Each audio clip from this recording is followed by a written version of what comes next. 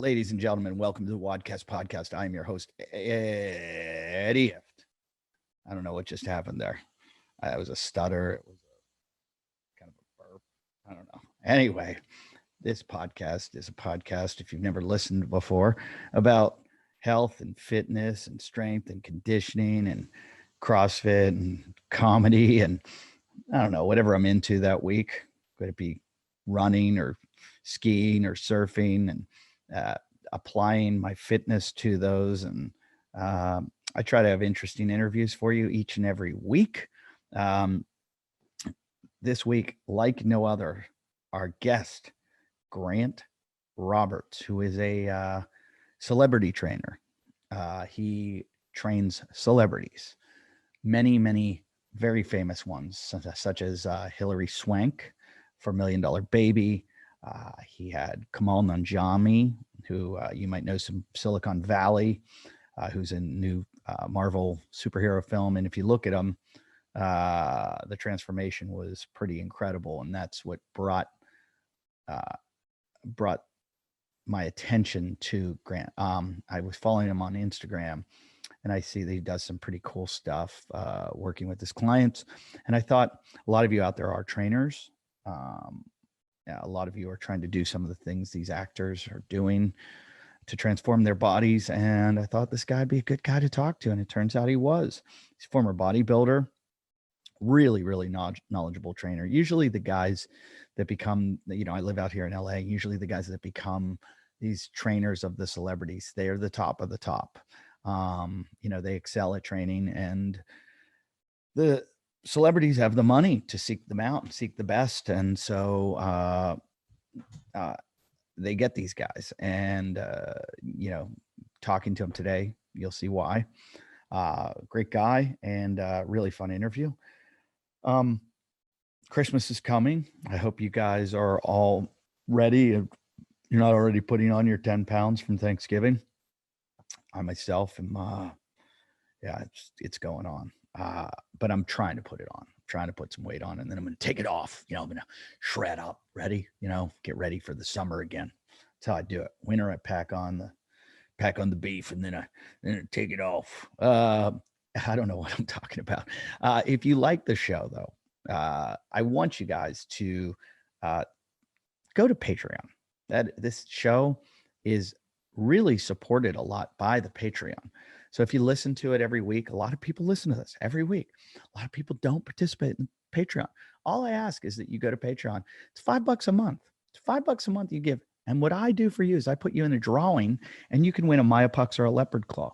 I talk all about the Myopux in this episode because we're talking about it, using it for conditioning aspects. You can use it for pain relief. You can use it for muscle contraction, for relieving or for expediting the inflammatory process and helping yourself out of an injury. And you can use it actually to condition your body for like using it during workouts. So there's many aspects to this thing. It's very small, like this big. If you're watching us on YouTube, you just saw with my hands, these little pucks go on some pads on your back, and then you have a little remote that you work it from, wireless remote, and it's off to the races. You're zapping the shit out of yourself and getting some benefit from it. They're really expensive online. I don't know how much, but you get that and a leopard paw, which a leopard paw is like a sort of like a Graston or a gua sha, if you know what that is. And together, the two of them are like $450. But if you donate $5 a month, there's a good chance you will win. There is a good chance you'll win. Like our winner this week, who is, I have it. Where are you? I almost said the wrong name. Here she is. Winner, chicken dinner, Leslie Tannehill. Congratulations, Leslie. You won yourself a leopard paw, and a Myopux. So send us an email at wodcastpodcast@yahoo.com, and we will take care of you. We need your email.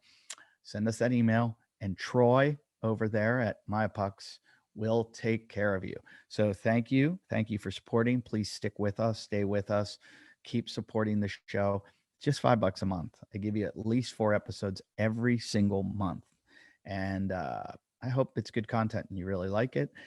If you don't have any money, and I understand that a lot of people don't, a lot of people struggle every month, and $5 is something you could, you could use it to pay for something else more important, like a Netflix subscription, or I don't know, your birth control.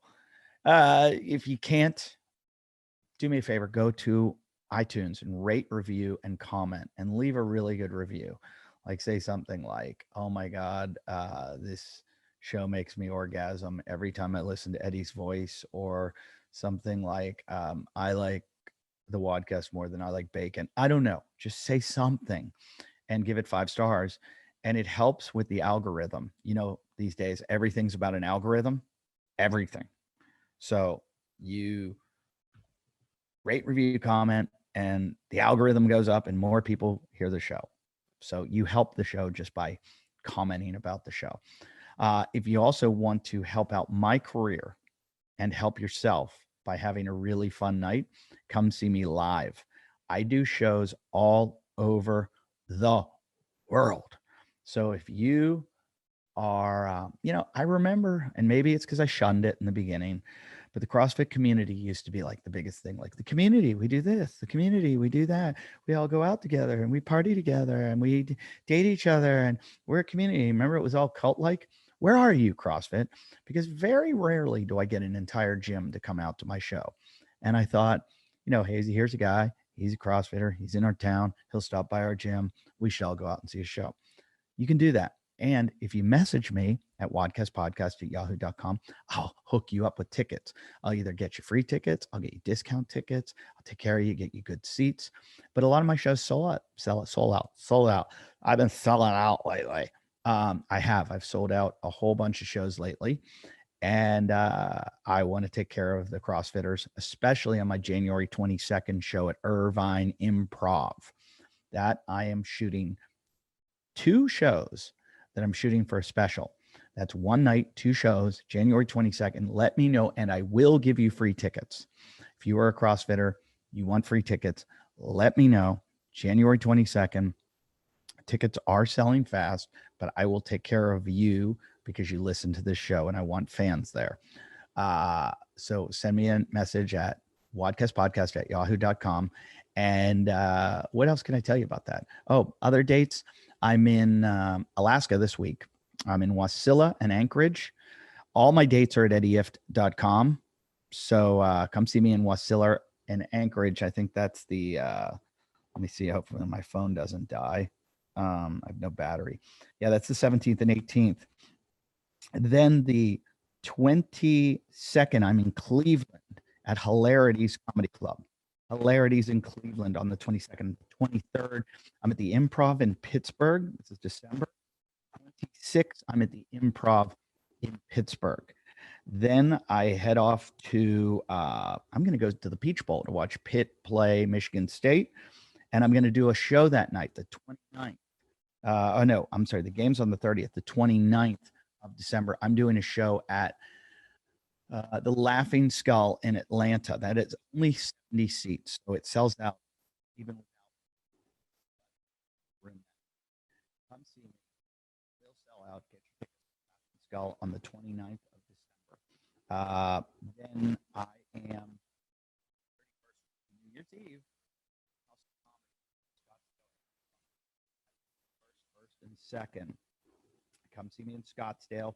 And then the 7th and 8th, I'm in Laugh Boston,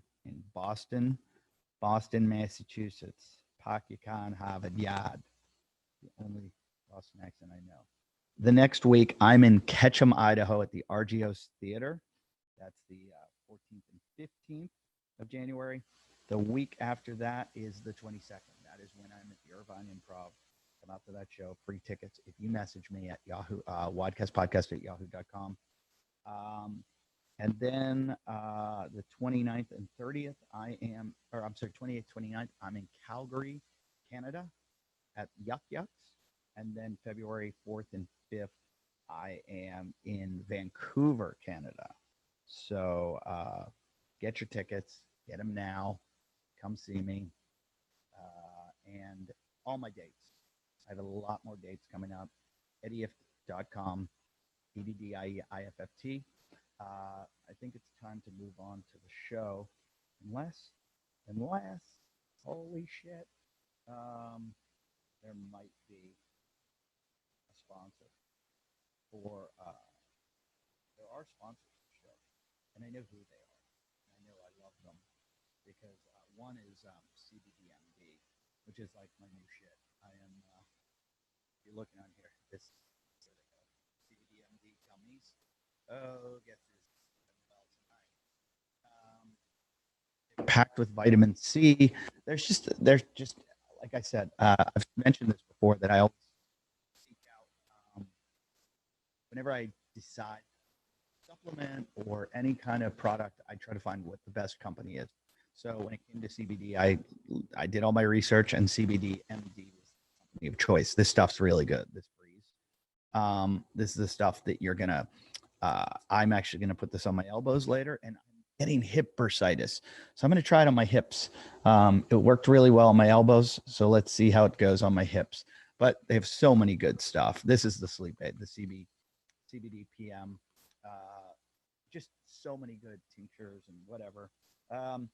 But the other one is Sleep 8, or 8 Sleep. I'm sorry, 8 Sleep, which is my new obsession to talk about. I don't know if any of you sleep hot or sleep cold, but you need to hear me talk about. I was going to get into it this episode, but I talk about it so much because I really do think it's the greatest invention out there. It's like having a Tesla as your bed. And what I mean by that is this thing kind of figures you out, and it knows how you sleep, and then it starts adjusting to your sleep. So it's just really cool. But that's 8 Sleep. And those are our sponsors for today. Enjoy this episode with Grant.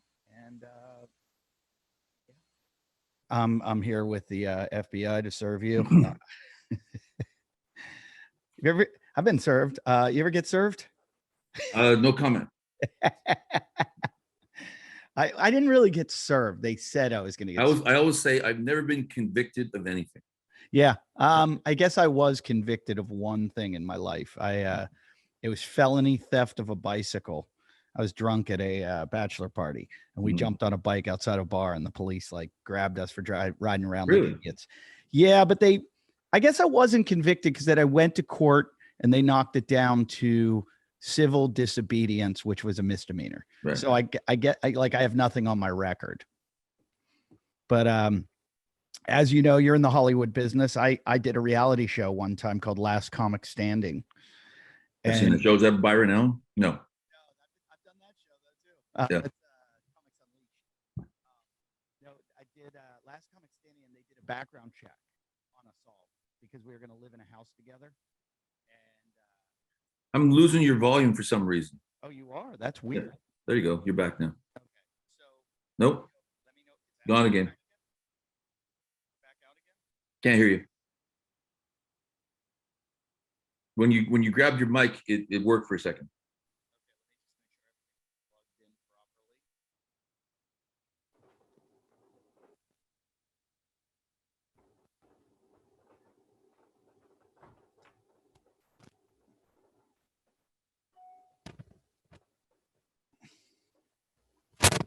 Yep, there's something now. Yeah. How about now? Good. All good? Yep. Okay. So like I said, when I did Last Comic Standing, they did a background check on us all. And when they I don't know that many comics that will actually get passed. That's exactly what happened. They slacken the rules a little bit. They were asking me all these questions, and I had a buddy who worked for Bill Clinton for a while. He was like his saluter next to him on the plane. And his background check wasn't half as deep as they were doing to me. And they're asking me all these questions, and I would just lie to them. They're like, "Have you ever been in handcuffs?" I'm like, "No." They're like, "You sure?"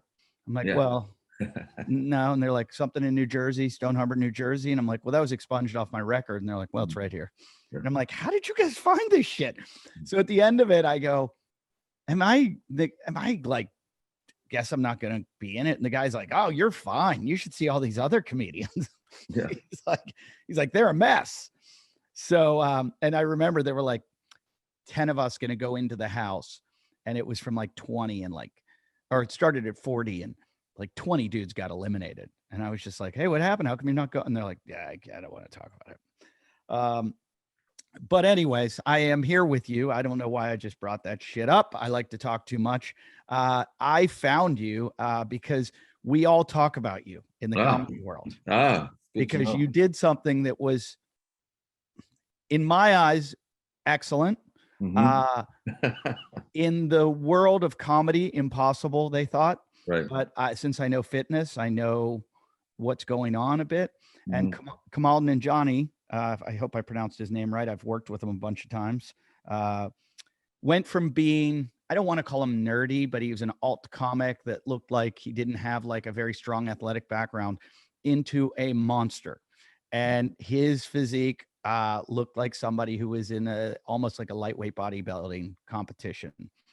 And I think it upset a lot of comedians because they were like, what's this bullshit? How did he get like this? And I went, that's hard work and really good training. And good answer. Yeah. So anybody that's listening right now, Grant was his trainer, probably still is his trainer. I doubt he'd leave you after that.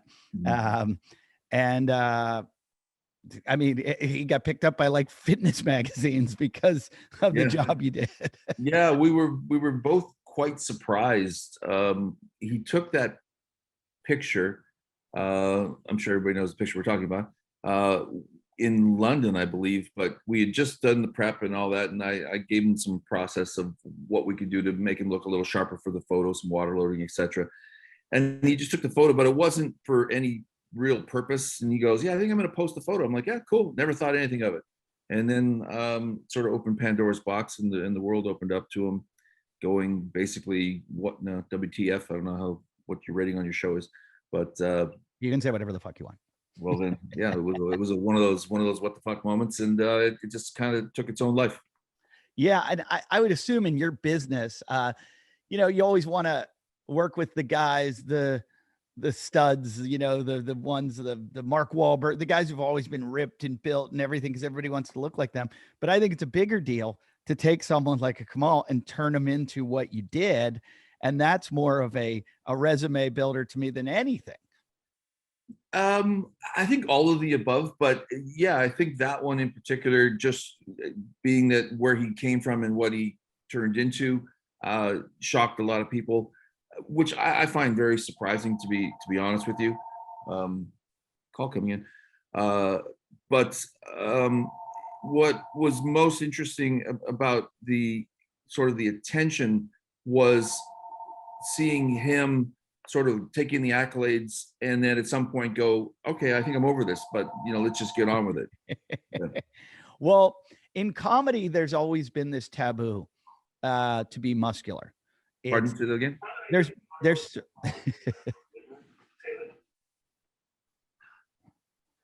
a nice calling call from Spectrum on the Oh, that's nice. Yeah. Where are they when you need them? Yeah. Comedy, there's kind of a taboo to be in shape. You get fit shamed to some extent, or used to. Right. It used to be. You say fit shamed? Yeah. Like Joe Piscopo? Yeah. That existed forever. That I've liked working out since the last 25 years since I've been in comedy. I remember when I would go do it, the other comedians are like, what are you going to be, a body? Like you gotta, and that was the line. That was like, hey, you're getting too big. You look like Piscopo, or or Carrot Top. It was Carrot Top and Piscopo. Oh yeah, Carrot Top did it too. Yeah. Yeah, and they always kind of said the joke was that Piscopo stopped being funny when he started getting big, and I don't know. He was a really funny guy, and he kind of fell off. You didn't see him in TV or movies anymore, and maybe he just found new interests. Yeah. But which is possible. But there's a lot of fit guys now. Black guys get away with it a lot more. It's like you can be black and be in shape and be funny. There's a lot of, but white guys, as soon as we start lifting, it's like, see you, goodbye. You would think it'd be a great opening to be funny, because there's people generally think of being big and stupid, and putting the two together and actually using it on stage could be hilarious. Yeah. I also think they go hand in hand because I think there's something about insecurity that drives someone Hmm, to get like really fit and really in shape. And that's all comedy is. It's a lot of insecurity. right. It's hey, I want to be funny to diffuse and kind of use it as a defense mechanism. And nobody messes with the big guy, so it's a kind of way to push that away. Maybe it's something I'll explore. I've always actually wanted to do a stand-up routine. Maybe I'll put one together. See what you can hook me up. Well, you're an actor to Yeah. some like you do. I mean, was that the whole goal of moving to Hollywood, or was it you were a bodybuilder what from Canada? Yeah, yeah. Originally from Canada. I've always been sort of focused on what I wanted to do. I've got three interests. I've always loved cars. I've always loved fitness, more so strength. I mean, people relate to me as a bodybuilder, but I consider myself more of a strength athlete because I always wanted to apply it to sport. I originally started training for football, and then I always wanted and knew I would be in the movies. So hopefully I can still continue to expand that. But I love every element of it. So I'm kind of living the dream. Were you playing Canadian football? I did play Canadian football, but I tried to play U.S. football. It's a little different. The real challenge for me, I definitely I think had the ability to play American football, but at a younger age, I got into a pretty substantial car accident, and that kind of took out my prime years. Yeah. What was your position? Defensive end and fullback. Oh wow. Yeah. Were you weren't that big back then, were you? Yeah, yeah. I was probably in my football days. I'd say I was maybe 285. Right now, I'm still about 275. But the biggest I was with a good lean body composition was 308. Jesus, I hate to get hit by a fullback like that. Yeah, that was the best part. Well, one of the movies I was fortunate enough to be involved in was Invictus, which was rugby, a version of football. That was a And South African film, correct? I was in South Africa, and honestly represented the best time of my life. While we were acting, Matt Damon and Morgan Freeman and Scotty Eastwood were also in the movie. Scotty didn't play so much. Matt, obviously had a stunt double for everything, but I was just having the time of my life, just running through guys. It was so much fun. So would they use you to get the shot? Like would Oh they yeah, throw yeah, yeah. you No, out? I had no stunt double. I was complete full out football. Yeah, I mean, Yeah. Had you played rugby at all? I had played some rugby in Canada, not at a high level, but I really enjoyed it. And so when the opportunity came to play alongside Matt Damon in Invictus, I jumped at the chance. And there's some funny stories that I didn't even realize I had the part. And I got a phone call from Warner Brothers saying, "Hey Grant, your plane ticket's here." I'm going, "Plane ticket for what?" And he goes, "You're leaving tomorrow for South Africa." And I happened to be in a different city. I used to do a lot of public speaking, and I was in Vancouver on my way to Chicago. So I basically from Chicago was rerouted, flew to South Africa with literally a carry-on bag. But fortunately, in the movie, they outfit you, so Yeah. that was that. Yeah, they'll take care of you. Yeah. So I'm curious, when you guys go to a film like that and you're all working on it, and you're a guy that works out all the time. Are you working? First of all, what city did you film in? We filmed in a lot of cities. We filmed in primarily Cape Town, but we were also in Joburg. We recreated it's a really fascinating story for anybody who hasn't seen it. Unfortunately, it came out alongside The Blind Side, so it was very tough to compete with American football and the South African Right. rugby story. But it's a true story. I think we did a great job. All of the Springboks, that's the name of the South African team, were present, and it is sort of one of the greatest sports stories in the history of South Africa. So everybody in that country knows that. It's kind of like the miracle, hockey story here, or I'm sure every country has their own rendition of a really amazing, Cinderella sports story. And that was it. It was when Mandela had taken over power, and of course, apartheid was in full flight, and there was a lot of tension. And Mandela used sport to unify a country. And I thought it was a really beautiful story. And I thought that Clint, who directed the movie, did an amazing job capturing it. And the biggest compliment that I got at one of the premieres in South Africa, when I was being interviewed and used my American voice, people were like, "Oh, I thought you were South African." So I thought that's a great compliment. But the comments we got for the movie was saying that we really did a great job in recreating what had actually happened. So it was great. Yeah, it was a great film. I saw it. I liked it. I enjoyed it a lot. And I've spent some time in South Africa. So, Beautiful country, right?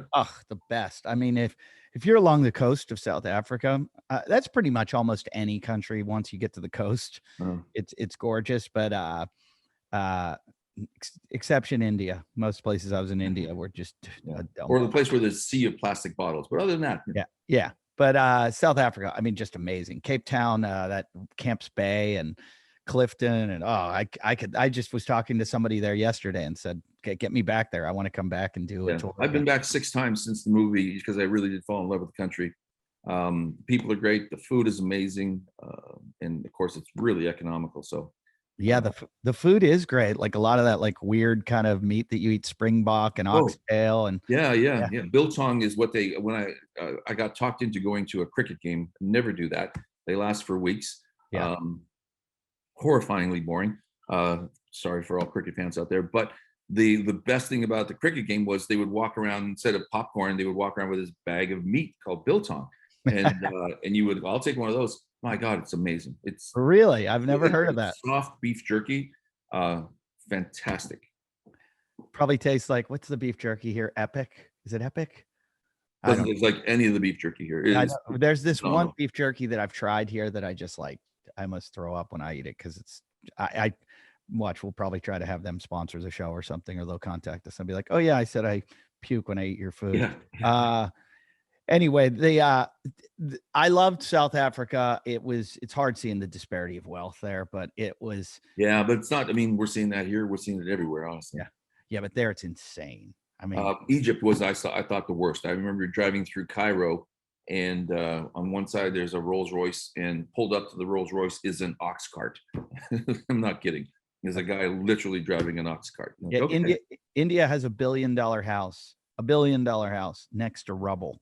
Yeah, like there's rubble where like dogs are taking shits and people are eating what's coming out of it. It's like the worst thing you've ever seen. But to move on to, is there ever a time when you're both acting and training on a film, like training someone? That's pretty cool. Yeah, and it's really enjoyable.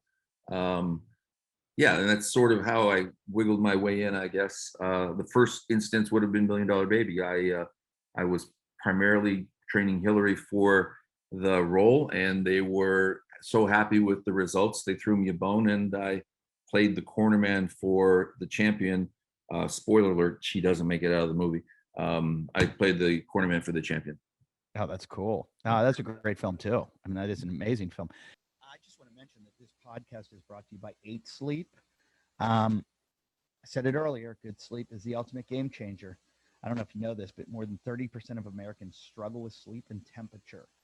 It is one of the main reasons that cause poor sleep. I am the guy that I'm always putting my hands and my feet out of the bed. I need to go to bed and be warm at night, and then I just somehow I get too hot, and then I wake up. But now that's not happening because I'm falling asleep in record time. Amazing. I can check my app and see when I fall asleep, and it's a few minutes. I fall asleep in a few minutes, faster than I ever have before, all thanks to my 8 Sleep Pod Pro cover. The Pod Pro cover by 8 Sleep is the most advanced solution on the market for thermoregulation. That's the word, thermoregulation. It pairs dynamic cooling and heating with biometric tracking. You can add the cover to any mattress and start sleeping as cool as 55 degrees Fahrenheit or as hot as 110 degrees Fahrenheit. 110 degrees is their like level 10. I'm a level 6 sleeper. I start at 6. I go down to about 2. I stay at 2. But anyways, the temperature of the cover will adjust each side of the bed. So my wife's a lot lower. What do you start at? You start at what? 4? She's a 4. I start at 6. She starts at 4. So she has her side of the bed. I have my side of the bed. It's awesome. And you know, it's just my side's based on, you know, my sleep stages, my biometrics, and my bedroom temperature. And then it reacts intelligently to create the optimal sleeping environment. The result is 8 Sleep users, 8 sleepers. I'm going to call them 8 sleepers. 8 sleepers fall asleep up to 32% faster, reduce sleep interruptions by 40%, and get overall more restful sleep. The Pod Pro cover by 8 Sleep is so popular, it's garnered the attention of CEOs, high performers, top CrossFit athletes, including Justin Medeiros, the 2021 fittest man on earth. Yeah, he's sleeping on one. That's how I found out about this. Well, they're all sleeping better with 8 Sleep, and to make the most of their workouts and recovery. So, because good sleep is the ultimate game changer, I'm going to do something here for you. So is 8 Sleep. Go to 8sleep.com. Okay, that's EIGHT sleep.com/WODcast. You're going to get the Pod Pro cover and save $150 at checkout. I seriously think everyone needs this. Go to 8sleep.com/WODcast. It's EIGHT SLEEP.com/WODcast. You're going to save $150 with the Pod Pro cover. Okay? So do it now. Thank me later. So do you get hired mostly by, like, does the director come to you? Because it seems like you work with Clint a lot. Does the director come to you, or is it the client going, that's who I want, or is it the studio? How does it happen? Actually, I would say it's a pretty fair mix of all of the above. Yeah, I would say it's about a third, a third, a third. I have relationships with Marvel and Warner Brothers and DC. Quite a few directors are now aware of me, and actors generally, from my knowledge, have sought me out and said, so I get a call from one of the productions saying, X actor would like to work with you. So I would say a third, a third, a third. When you get on these films ever, do you get there and, like, you're training someone like a Hilary Swank or, someone, and then, one of the other actors has their trainer with them? Does that happen? Yeah, it happens quite a bit. And I think I know where you're going with the question.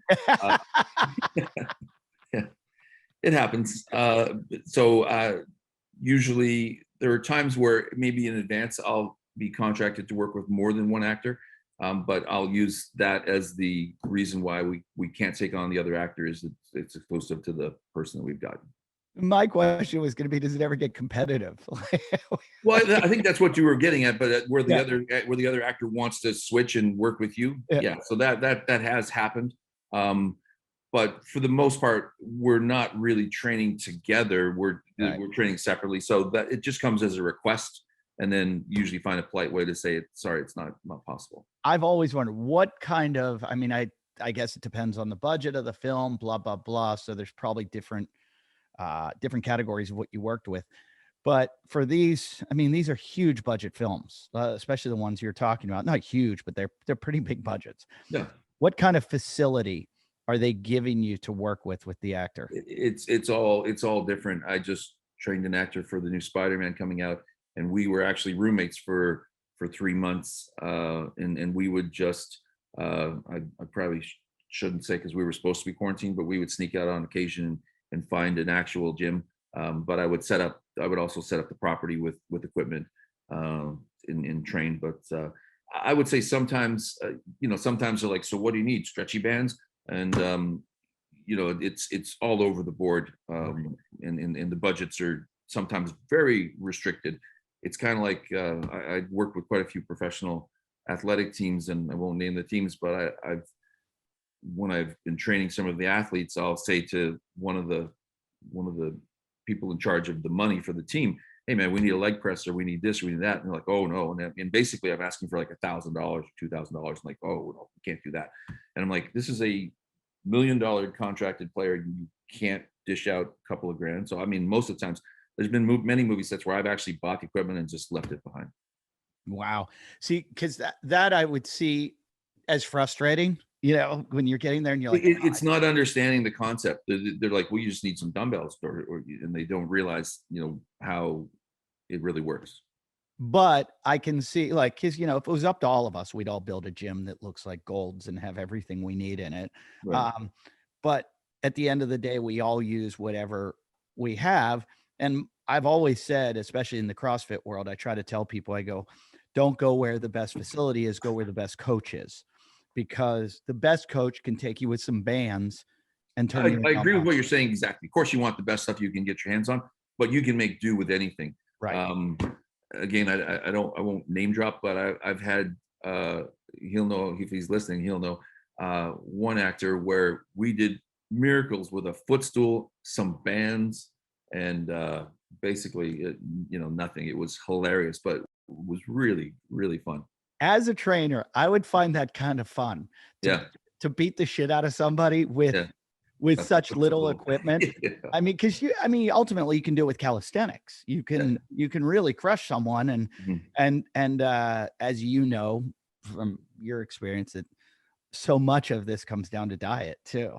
So much of it comes down to diet, but it also comes down to imagination. Like I look at a piece of fitness equipment, which tends to look one-dimensional to most people, and you'll find a million permutations that you can do and be creative with it. So yeah, I think it's there's no one single element. There's no one great exercise. There's no one great, nutrient. It's understanding them all and being able to put them in a package.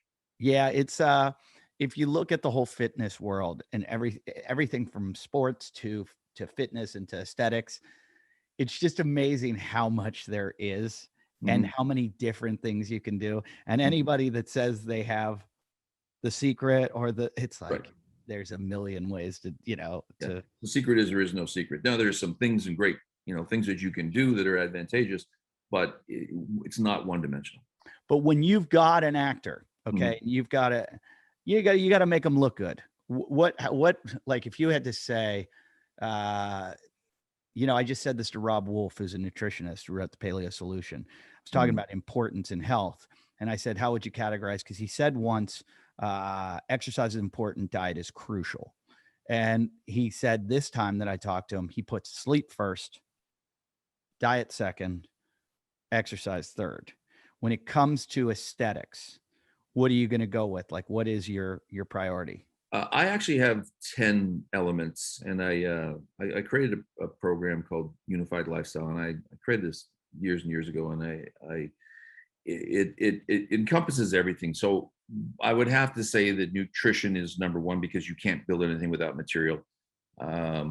Nutrition is so important that of the 10 elements, it's actually 2, because one of the elements is timing. It's not just about what you eat, but also when you eat. Sleep is critical. People think that you grow in the gym. You don't. You grow while you're sleeping. Fat burning takes place while you're sleeping. It's when you're repairing. Managing stress, focus. I mean, there's a number of things, and every one of them is important.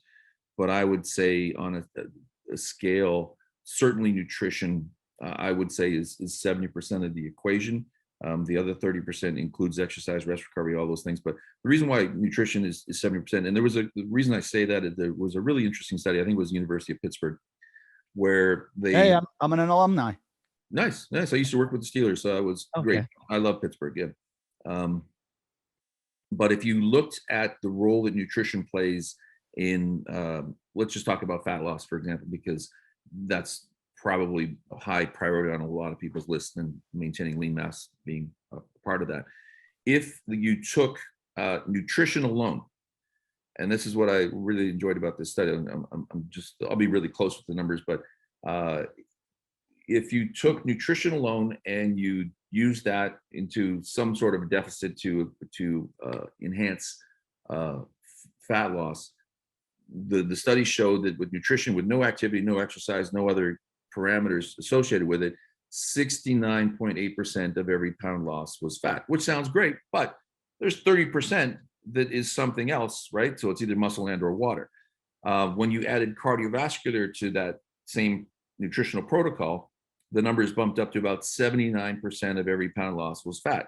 When you added strength training on top of the other two, 98% of every pound loss was fat. So clearly it shows how important the other elements are, but nutrition alone represents 70%. Wow. And I think people don't, I'm amazed at how many times I talk to somebody and they're overweight and they go, yeah, I got to get out there. I got to start running, or I got to start. And I'm like, yeah, not going to happen. And I think, that's, well, I'm one of my greatest joys, and I used to speak for years and years, and I still do. I'm going to try to get back on the circuit if I can. It's just time is a real problem, but I love dispelling the myths and misconceptions that surround exercise, because they're everywhere. And I start a lot of my seminars with 2 things. One is I'm not concerned about what I'm saying. I'm concerned about what you're hearing, because they're already preconceived. And then that's the other thing is basically I would say to people, whatever you think, do the opposite, and you'll probably have more success because there's more information that's wrong than right. Oh, that's a funny point. It goes back to my brother and my friends used to gamble a lot, and they just they'd call some bookies in Vegas and go, "Hey, which way is the public going?" Yeah. They're like, "Public's going this way," and they're like, "Okay, we'll take the other way." Yeah. And I would say it's probably one of the better analogies that I've heard because it's true. People think that majority is always right. Not when it comes to fitness. I always go, if I see the sheep going one way, I go the other. And it's amazing how often that works out for me in life. Yeah. Where like I'll be going into a stadium and everybody's filing in through this one door and the giant or they're all exiting that way. Yeah. Yeah. And I see a couple scattered people. I walk over that way and it's like, oh, there was a back door to get in here. Yeah. And they just, it just amazes me what sheep people are, and they just follow the herd. So I'm absolutely a road less traveled guy. Absolutely. Yeah. But when you talk about like nutrition, and I'm no expert by any means, I'm just a dumb comedian that like is fascinated with all this stuff. But I have this theory that when it comes to obesity, we're not talking about your top level trainer or, actors or athletes. I'm talking about the average person. When you look at somebody who's got an obesity problem, and not even obese, I mean, we think obese, we always think morbidly obese when people don't realize just like, I don't know what it is, like 30% body fat or something is, I forget what the number is. Well, it's different for men and female, but I guess, that's really the beginning of the problem is the metrics that we're using, not just in America, but globally. Sure. The BMI. And we still measure obesity through the body mass index. That's awful. I've got news for people. It doesn't measure obesity. It's a simple graph that's linear that goes height and weight. But the greatest atrocity in this, and I've tried this mission so many times, is that the body mass index was originally created in 1835 by a guy named Adolf Quetelet, and he created this. I thought you were going to say Adolf Hitler, and I'm like, no, just another. Well, it's almost as egregious, not quite, but almost as egregious. He created this.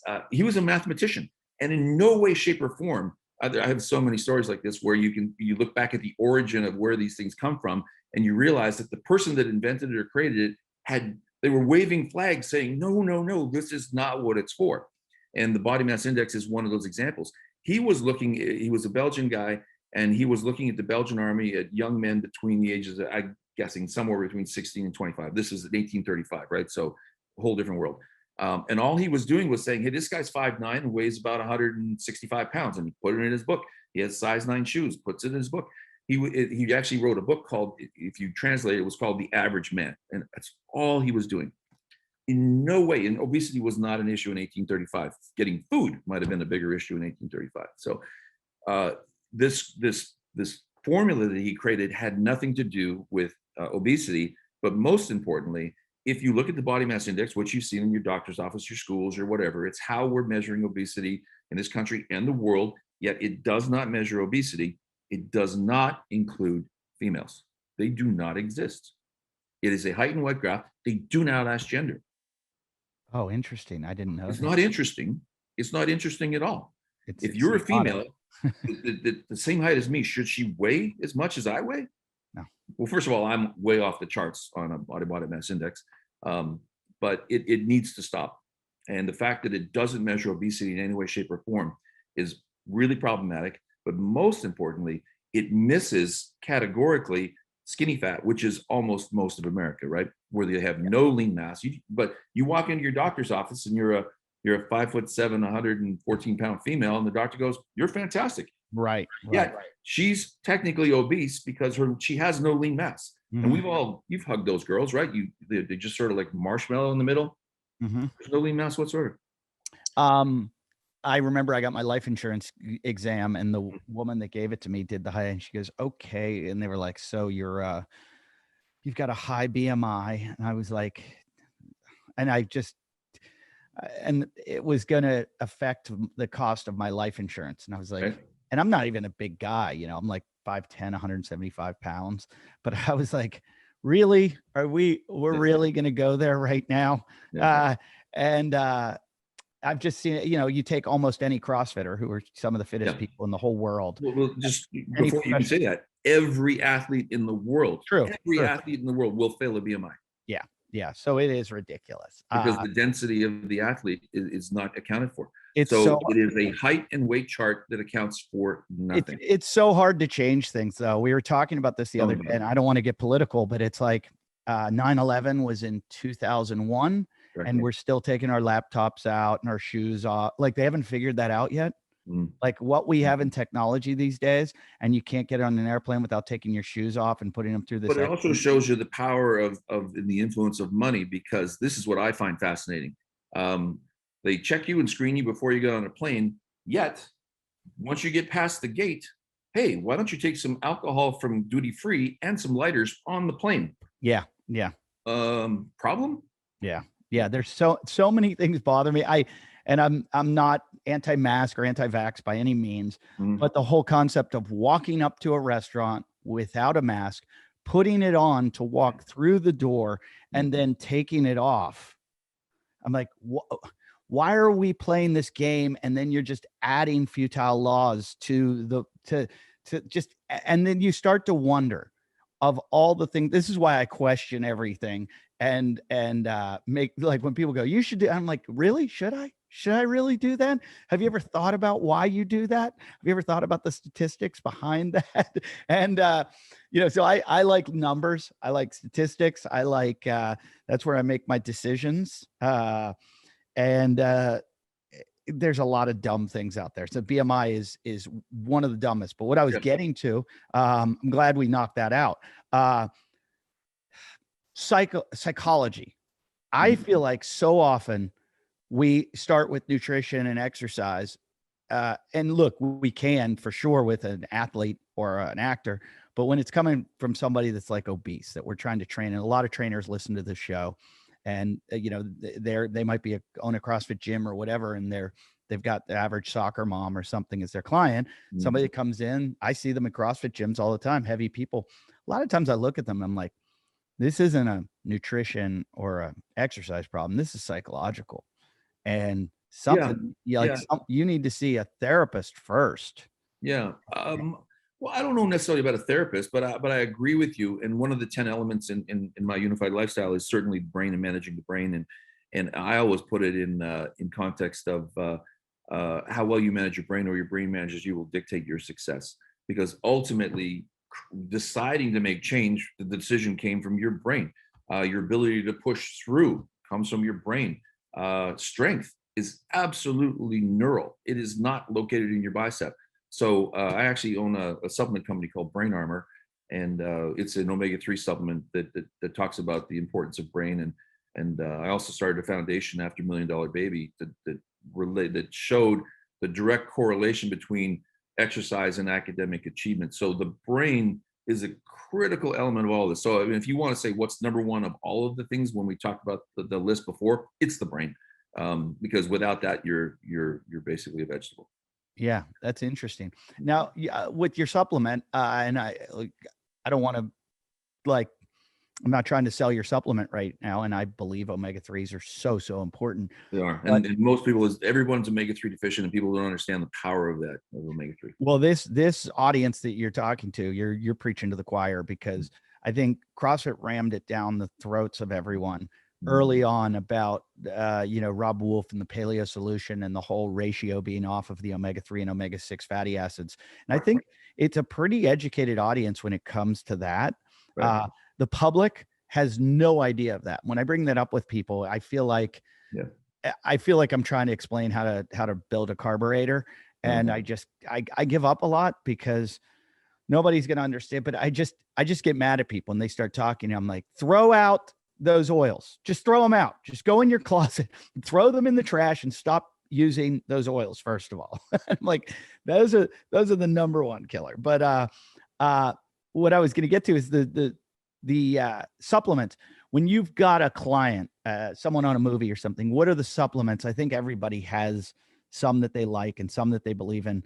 are yours, is there a wide range, or is there something where I'm like, boom, boom, boom, I'm using? Well, I'm a minimalist in everything, and I believe that you have to deliver the essentials. So whenever I talk about nutrition, I talk about the essentials, and basically the way I explain it to audiences or people or individuals that I'm training is correlate the role that nutrition plays in what it is the goal that we're trying to achieve.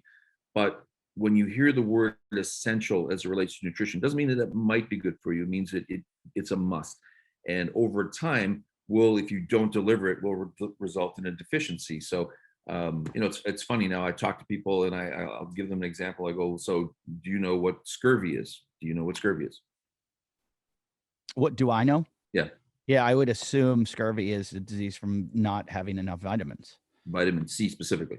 Okay. So, and the reason I thought most people knew what scurvy was, but I learned I have to find a better. I just remember people getting on the ships on the way over. That's right. They didn't have any fruits or vegetables. Correct. So the analogy there is, if you don't have vitamin C tomorrow, you're not going to get scurvy. If you don't have vitamin C for a week, you're not going to get scurvy. If you don't have vitamin C to 3 to 6 months, you are going to get scurvy. It's just a fact, right? Now, vitamin C is abundant, which is no longer hard for us to get into our diet, but that's one nutrient and one disease. And I believe that all diseases are a result of nutritional deficiency. And so when you take the big spectrum of the human body and you start breaking it down and you go, okay, on a macro level, we're water, we're protein, we're fat, we're minerals, we're carbs, and we're vitamins, and specifically in that order. We understand that the bigger elements are obviously critically important, and that all of those macros, with the exception of one, is essential. The one that surprises people is carbohydrates are absolutely non-essential. The amount you need to live is 0. They provide a source of energy and nothing else. Now, I'm not demonizing carbs, and I'm not saying they're bad, but I am saying that they're the one of them all that really mean nothing. Yes, they taste delicious, and yes, they provide a source of energy, but manage them and understanding how to utilize them to your advantage is the key. And so when we talk about carbohydrates specifically, we're talking about primarily an insulin response. Right now, fiber falls into that category of carbohydrates, no insulin response because fiber passes through you. And that's the one benefit of the carbohydrate source. It's the only source you're going to find fiber, but fiber is probably the greatest fat loss supplement on the planet that people don't even realize it is, because it's satiating, balances blood sugar. I mean, there's a lot of benefits to it. So clearly there's a role for carbs in your diet and nutrition, but understanding carbs is critically important to the success of your goals, because carbs can elicit an insulin response, and insulin is an anabolic hormone. And anabolic in the sense that it means that it builds things, right? So insulin can build muscle, and in the right time or right application, it works wonderfully. And if you know what you're doing as a trainer, an athlete, and a nutritionist, you can utilize those things.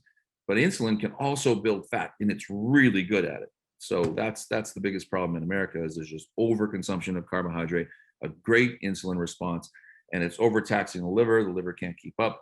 Has to convert the carbs into triglycerides, store them as fat, etc. So, a long story short, back to your supplement story. I'm a minimalist. I obviously believe that supplements play a large role in making it easy to get your macros. If you can get them from food, great.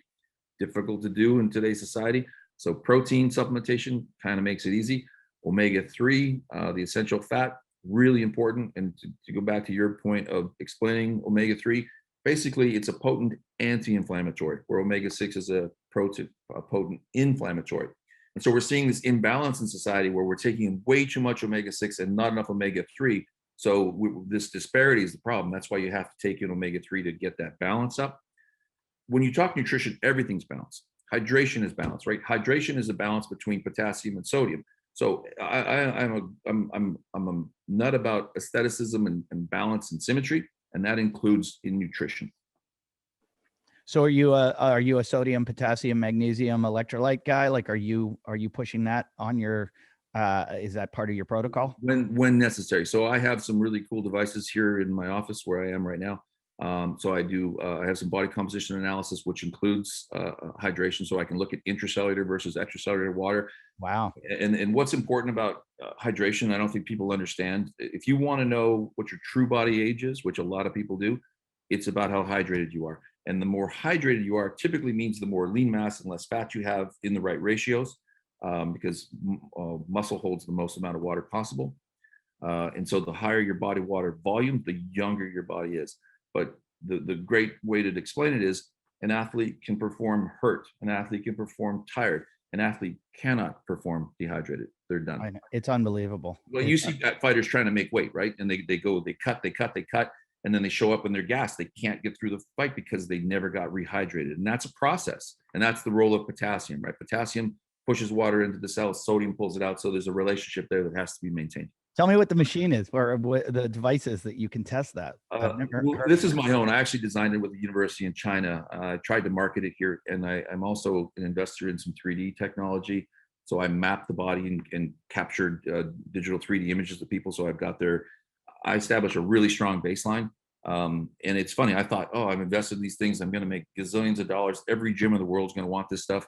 No gym wants it because people don't change, and they're not selling lifestyle changes. They're selling memberships for $10 that they don't want you to quit. Yeah, it's unbelievable. It's I tell everyone that I talk to, I always say, if you're a trainer, I said, the first two things you should do with your client is blood work and a DEXA scan. I go, because those should be your baselines that you work with. Correct. When it comes to health, if you're looking health and longevity, which is what you should be doing, because if most people aren't training like you are. It's not 6 weeks, get ready for a movie or season. It's life. And so those are your baselines, not your BMI, not your weight. All I ever hear is weight. And I'm like, shut up about weight. I'm so sick. Exactly. Just back to the BMI thing for a second, just so people can understand how important this is. BMI is, I use this analogy in my seminars. If you took a coin and used a Vegas coin flip, meaning there was a green slot there, and it said, heads you're fat, tails you're not, that's more scientific than the body mass index. I am actually not kidding you. For females, for females, the BMI is 49% inaccurate. Oh, geez. 49%, and in males, 25%. That's a double coin flip. So I mean, take out your coin and get a more reading on accuracy of body fat than using body mass index. Yeah, it's unbelievable how many things in the medical world you would think that they would change and that still exist, that go on forever and ever and ever. I've had Gary Reinl on here a bunch of times, who's the guy who wrote the book Iced, about how icing's bad for you. And it's all about movement, like to expedite the inflammatory process. The worst thing you can do is stop it by icing. And, he's like, the only ice. I agree. The inflammatory process is a part of the reparation system, and it's necessary. I wouldn't say I'm not to that level. I disagree. I think there's a time and place for everything. Well, he'll say his argument is the time and place for icing is if you are in so much pain and you're far enough from a hospital that you need to ice that. But he said, after you establish if there's no tissue damage, or if there's no like bone damage, or you haven't any like torn a ligament or something like that, as long as it's just like tissue like you've got a torn muscle or a strained muscle or something like that, that what you want to do is keep the movement happening. Agree. That part I 100% agree with. I agree with movement. I agree with movement as a repair. That when you've got an injury, the key is get moving as soon as possible, and inflammation is a part of that process. And I feel very similar to the ice argument as I do about massage. I feel that massage is somewhat overrated. Is it beneficial and helpful? It can be, but I do like the inflammation process as part of the growing cycle. Sure. That's understandable. What about creatine? What do you feel about creatine? I love creatine. I think creatine is great. It's part of the natural fuel source. I don't think people understand how creatine works or what role it plays. Or I don't think so. That's the second thing that I would love to abolish in this world, is that people focusing on calories and using calories as a metric for everything. Calories don't exist. They are a unit of measure. They describe nothing unless you describe them as something. To tell somebody to eat 2,000 calorie diet, it makes a big difference if it's 2,000 calories of Doritos. I hope they're not a sponsor, or 2,000 calories of a high quality protein. Could you imagine if this was sponsored by Doritos? Like, hold on. No, Flaming hot. Coca-Cola. Hold it up there. Yeah, no, that commercialization is a real thing, but that is also what's influencing. So speaking of Coca-Cola and other soft drink manufacturers, not to single out Coke, and this illustrates the calorie argument. They say when they hold up their little can of Coke and they say 110 calories on the can, we're doing this to help people. Are they? Are they really? Yeah. What they're doing is telling people, hey, you're allowed 2,000 of these fictitious units of calories. There's only 110 in this can. You're allowed 2,000. How can this possibly hurt you? Drink up. That's what they're telling you. And there's zero in there that you need. Well, it's sugar. Yeah. There's sugar water. You ever know, even with energy drinks, you know that the word energy drink is just a replacement for the word sugar. Yeah. It just sells better because people aren't going to buy sugar water. Yeah, it's like, I think there's like in a Coke, is it 42 grams of sugar? It can be as much, depends on the size of the Coke, but yeah, it's a high number. Yeah, so back to the calorie thing. Calories don't exist. They're a unit of measure, and we can measure food in one of two ways, by calorie and or by weight. But it's important that we finish that sentence, that it is a calorie of protein, a calorie of carbs, or calorie of fat, and it really matters what you're delivering. And that's another guy who wrote a book for the USDA of all things. His name was Wilbur Atwater. I believe he wrote it late 1800s. The USDA, when it originated, first under Lincoln and then down the path, it was really crazy.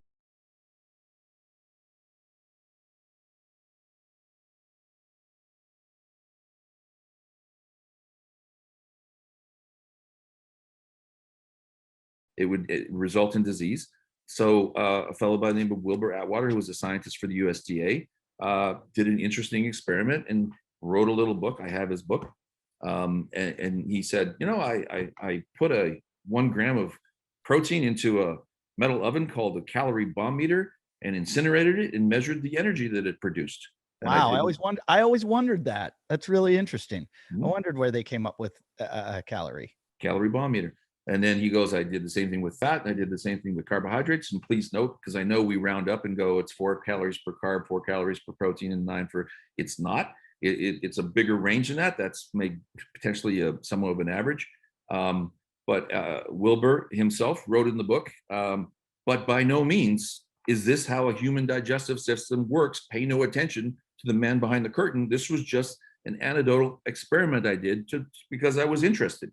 Wow. And all the USDA heard was, hey, 4 calories per grams of proteins and carbs and 9 for fat, and that's all that matters. And it's been a serious problem, I believe, nutritionally for people, because they start now bartering calories. They look at their treadmill that says, hey, I just spent 300 calories running on this treadmill, which is also problematic if you don't understand what that means. And then the part of that is that if people realize how efficient exercise was, they wouldn't do it, because running on your treadmill and burning 300 calories, if you had stood beside it for the same amount of time, you'd have burned about 275. Okay. That's not even a joke. That's actually true. And so it's not about, bartering and saying, well, now I can go get that muffin down the street. It's about understanding what the roles play and how nutrition works. We don't have a long enough show to talk about it, but these are things that bother me. I can see why. And I think they bother everybody in the fitness world, that why these things can't get changed. And I understand, I understand American politics and how everything runs with lobbying and lobbyists and money, wherever the money is, that dictates the policy. And sometimes the powers that be are on the evil side. And when I say evil, they don't think they're evil. They think they're just, anyone I know that owns a fast food restaurant or is in that business, when you talk to them, they go, look, people need to eat. They don't have a lot of money. We take care of them. Yeah. And I go, really? Are you? Well, you can see how people will bend the rules because they can sleep better. But quite honestly, while fast food may be cheap, there's a very high cost of fast food. Yeah. Oh, and in the long run, it's hurting us. Those people that think they're making a ton of money, or it's probably hurting them too, and hurting society and everything. I could go into that for days and hours, but I have so many questions I want to ask you, and I know you don't have a lot of time. So back to creatine. This podcast today is brought to you. I can't say enough about CBDMD. They rise above the competition. When I did my research, I found CBDMD was the only way to go. They are the leader in the CBD industry. CBD MD is committed to providing you with high quality CBD oil products to help you reach your goals. Whether you're training for the games or trying to set a new PR, you need top tier support to get you there. That's why everyone from weekend warriors to CrossFit legends like Annie Thorisdottir, Justin Medeiros, they trust CBD MD to give them the natural support and relief they need to reach their goals. With so many world-class athletes turning to CBD MD, you can be sure you're getting a product you can trust, from tinctures to topicals to bath bombs and even pet products. That's right, I said pet products. They've got something for everyone. There's clinical evidence out there. I have done my research, and CBD works. I enjoy it. I could tell you a really funny story about the first time I experienced it and couldn't believe how relaxed I got. And it's not like it's a really good relaxed feeling. If you've got inflammation, it is an anti-inflammatory. It's great. And there are so many good products that they have. This Freeze one is one you really should try. This is the one that you just rub on. Like, I use it on my elbows, and I mentioned earlier, I'm going to start using it on my hips. But they've got all kinds of products. They've got gummies. They've got the oil. They've got the sleep aids. Just go onto their website, check them out. That's cbdmd.com.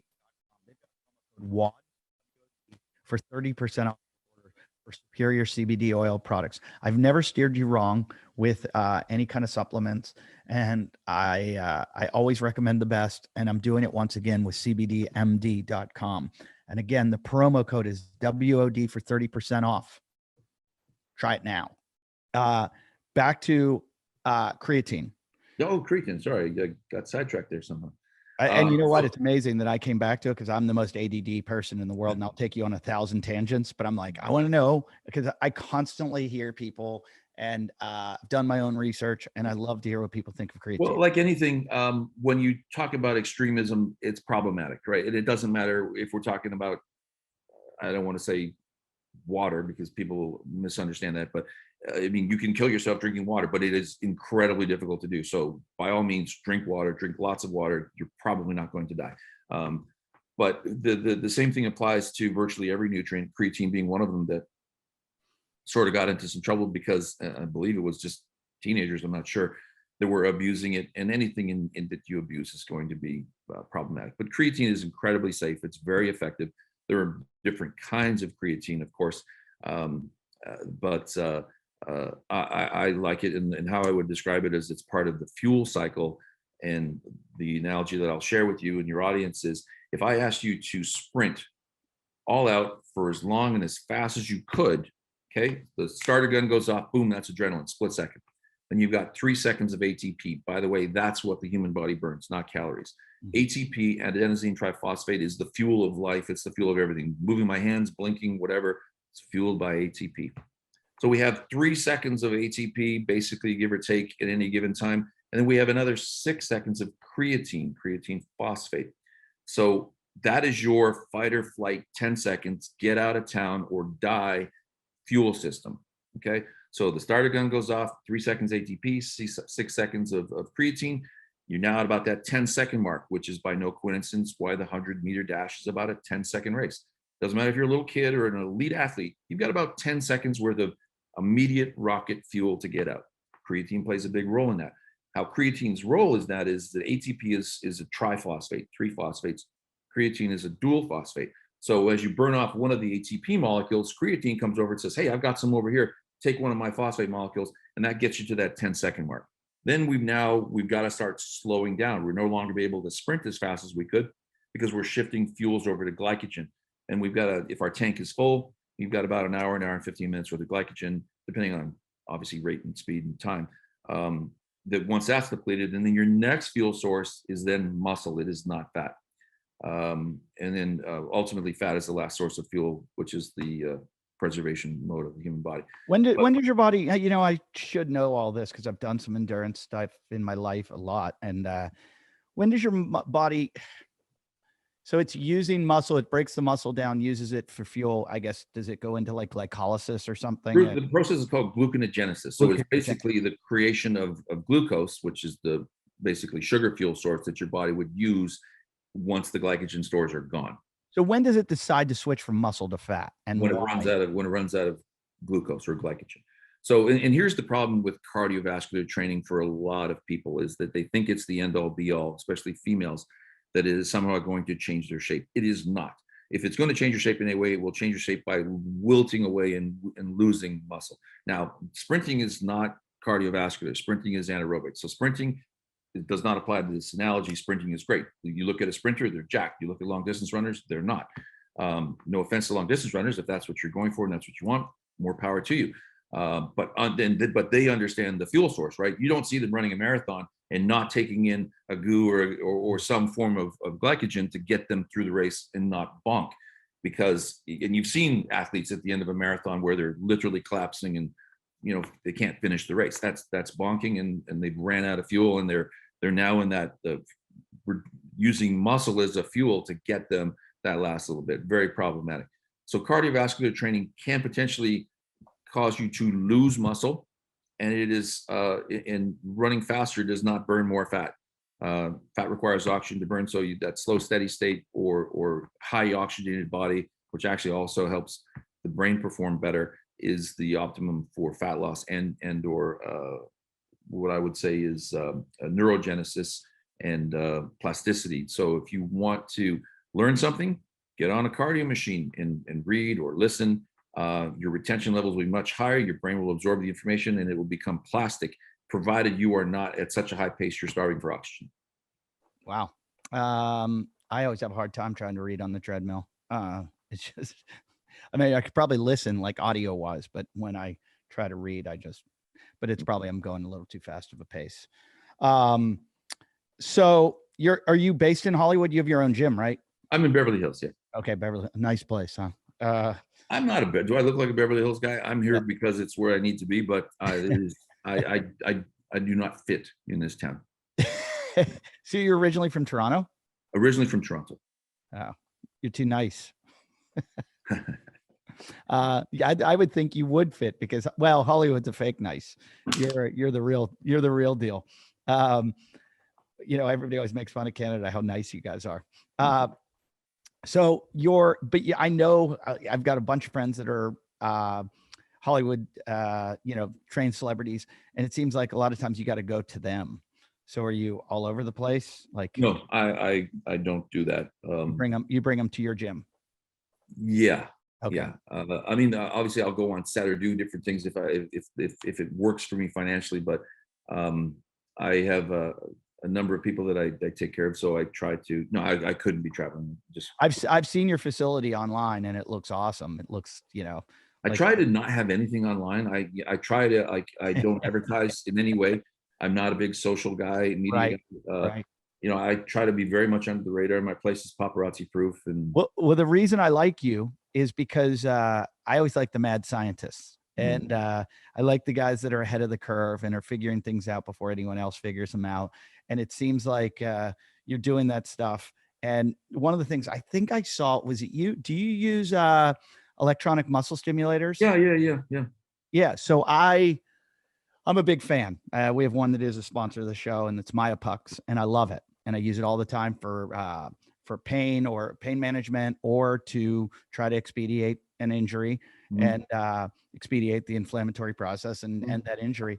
And I do believe it works really, really well. I don't believe it's placebo. I think it does work. I'm not familiar with that brand. I have two devices here. Again, I won't plug. You can mention. Do you use Compex?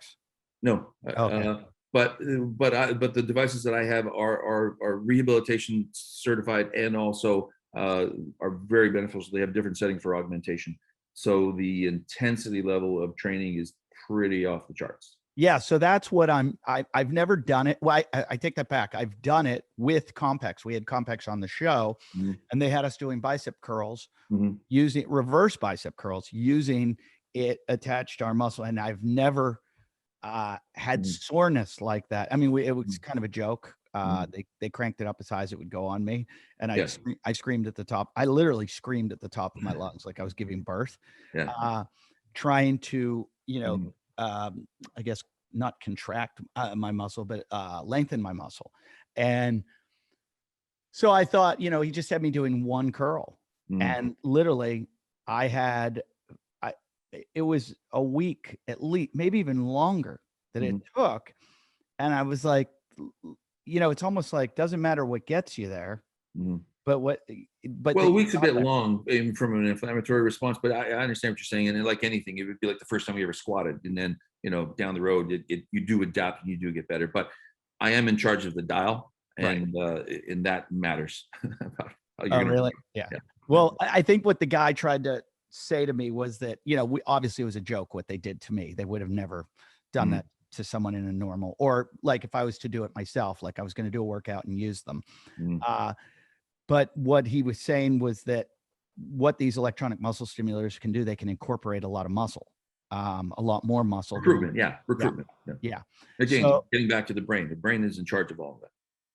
But I did have a friend who's a trainer, very knowledgeable guy, say to me, that's not a good thing. He's like, you don't want that much muscle.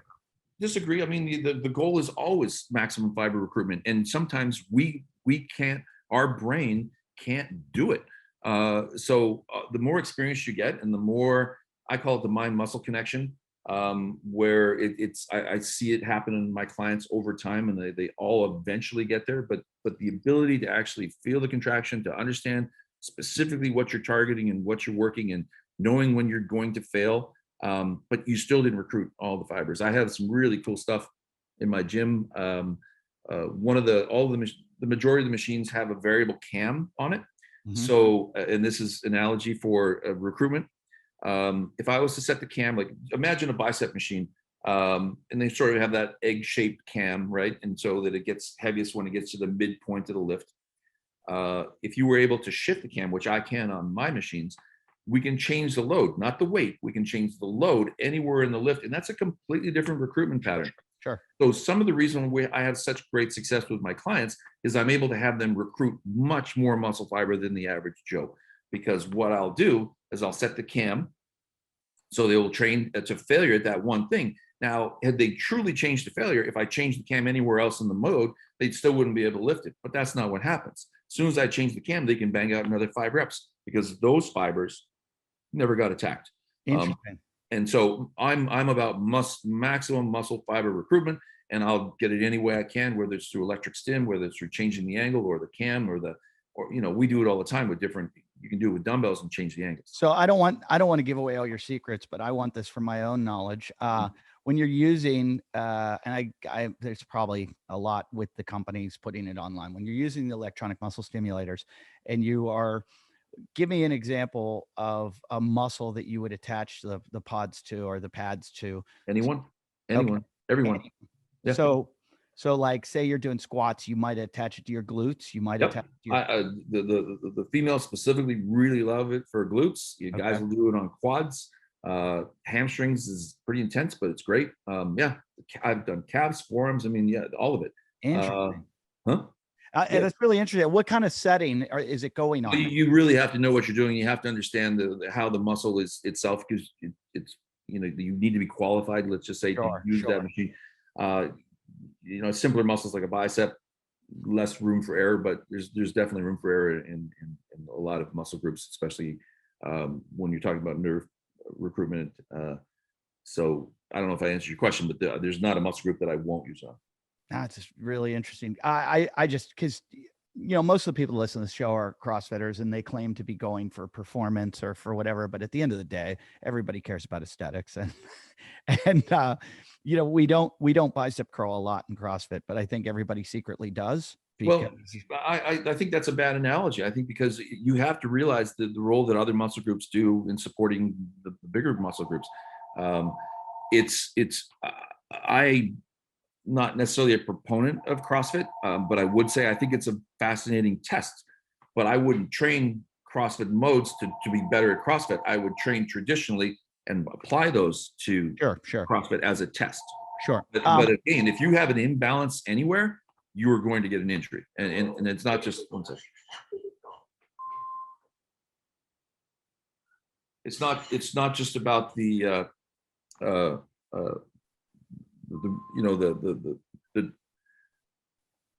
way that CrossFit is sort of viewed by a lot of people is being injury prone. I think it's not injury prone if you train correctly, if you've got a strong structure, if all the muscle groups that you're training are supported. I think the reason that people get injured is they're not training the smaller muscle groups. Sure. Yeah, I've learned the imbalance thing throughout, but my own fault, to cherry picking workouts and doing things. Everybody does what they're good at, right? And and not having, I'm in a different gym every week, because I'm constantly on the road and I'm not following a program. Usually a good coach will do something that'll try to, draw from everywhere so to not create an imbalance. But I have a horrible, flexor extensor problem where I have, messed up elbows, and I've been working with this company called Rusty forever, fixing my elbows, and I've just conquered the elbows, and now I'm into hip bursitis. So it's fun getting old. It's really fun. Enjoying hip bursitis. Better than the alternative. That's true.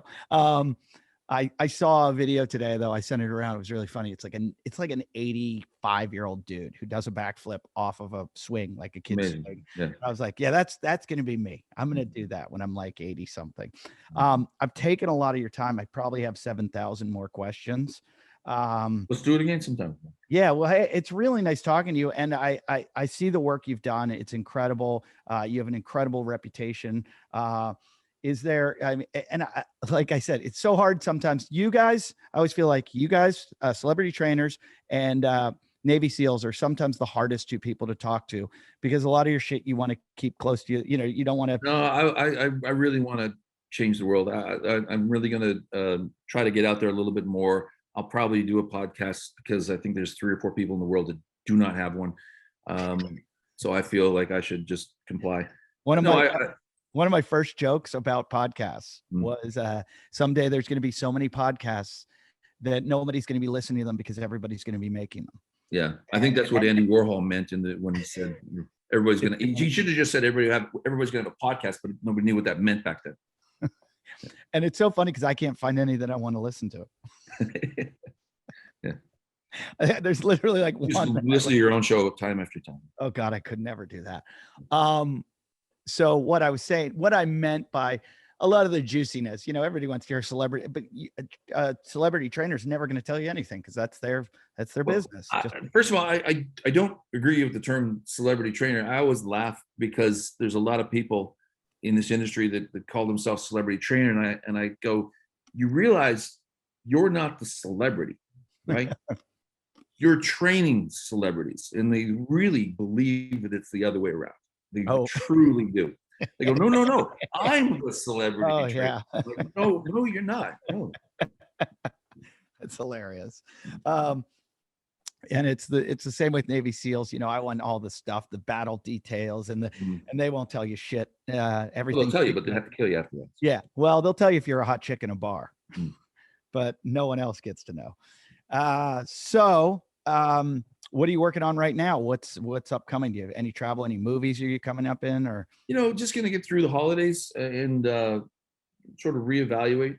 I'm going to spend more time on my supplement company in 2022. And as I said, I think I'm going to launch some educational stuff. I really, really want to help the world. This sounds a little too altruistic, but honestly, I love speaking to audiences, and I love busting the myths and helping people break through these brick walls of impediments that are stopping them from getting success, because it's not complicated.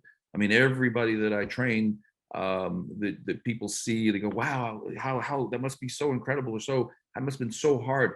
It's not. It's consistency. It's being dialed in, but it's having the right information and being consistent. It's not it's rocket science, but it's applying it. How do you feel about testosterone replacement therapy? That's a hard question to answer. I think that it's an individual choice, but I believe that at certain ages, if your goal is to maintain a hormonal balance, because that's going to make you perform better as a human being, great. If you're talking, again, back to this abuse, doesn't matter if it's creatine or whatever it is, anything that's abused is not going to work. I'm in that category where I'm old enough that I would, I don't think I would be, I've got a very good testosterone level. I think is it 700 level, or is that? Well, the free testosterone and testosterone are two different things. So Well, I was just going to get into that. My issue is the sex binding hormone globulin is where I am high. Mhm. And when I had my last blood test, she said to me, "Do you do CrossFit?" And I said, "Yeah." She said, "Sometimes we see this because the excessive amount of exercise you do, or your stresses are high, and then that is not allowing your body to use the testosterone that you have." So when we talk about hormone imbalance, that's why I'm sort of reluctant to talk about this, because I think, again, people will hear what they want to hear, and it's not necessarily true. When we talk about hormones, we have to talk about everything, not just one. You do one thing, something else changes. So cortisol, the insulin response, all of it really matters. So I think it's from an individual perspective that before anybody even think about it, consider it, blood test is paramount.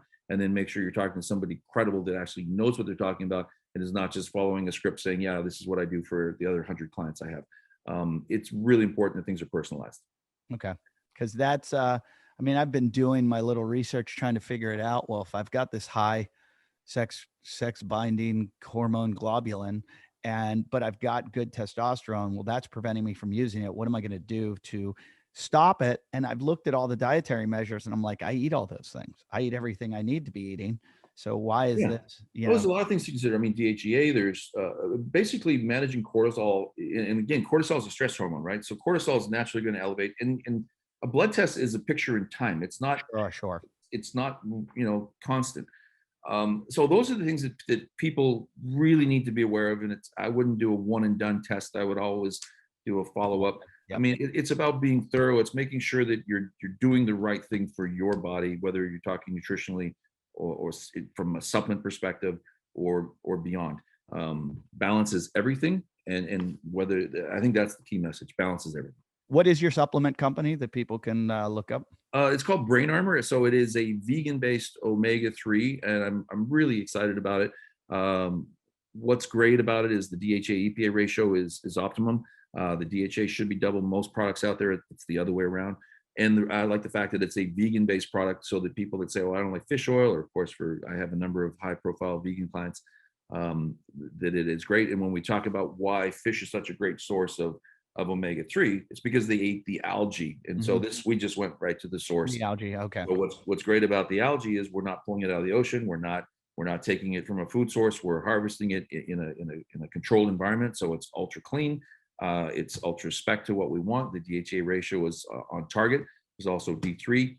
So when you put those things together, not only is it great for as a potent anti-inflammatory, great for brain health, but it is it's just sort of magical that it's able to be in the spectrum that we want it to. I'm really happy with the company, and I'm going to continue to grow lines. I also have a protein line, and I have a few other things. So I'm super excited about the future and helping give people products that they can depend on. Is there a website they can go to? Just brainarmor.com. That's it wasn't on the show to plug the product, but No, but I always like to. I appreciate your time doing the show. So I think that people will respect your knowledge and might want to find it. So I'm not just helping you, I'm helping them. So it's not a it's I try to do a service here. And no, I appreciate that. And honestly, I can tell you that virtually everyone is omega-3 deficient, and the fact that you add omega-3 and D3 in a combination, it is one of the best immunity builders. You'll see some studies out there that said it to prevent, fight, or resist COVID. That's one of the most potent combinations. That's great. I'm a big proponent of. I try to eat fish and wild caught fish and grass-fed beef all the time. Yeah, grass-fed beef all the way. Huge proponent. We could talk about feedlots and why that's such a distortion of that, but we're also seeing that in the fish world too. There's a lot of games being played. I just played a comedy club that the guy owns a fish restaurant, and I said, I go, "Oh, I love coming here because I love eating the fish." And he goes, "I'll tell you what to eat." And I said, "What do you mean?" And he said, "Well, we get the fish here. We get it right off a boat that we know where they're fishing. We know what they're getting." He said, "Because commercial fishing, you don't want to know what's going on. You don't want to know." And you also in virtually every species now is being fed something they're not supposed to be being fed. So it's Yeah, that's all. I'd like to have somebody on the show to talk about that. Get somebody from the fishing world. Look, I can't thank you enough. Thanks for doing the show. I'm sure they want to find you though. I know you like to hide, but come on, give out the Instagram so they can find you. Instagram is Grant Roberts Fit. There's not a lot of posts, but there'll probably be more. There'll be more. Well, I appreciate it, and I really had fun talking to you, and thanks for the knowledge. All right. Peace, everyone. Awesome.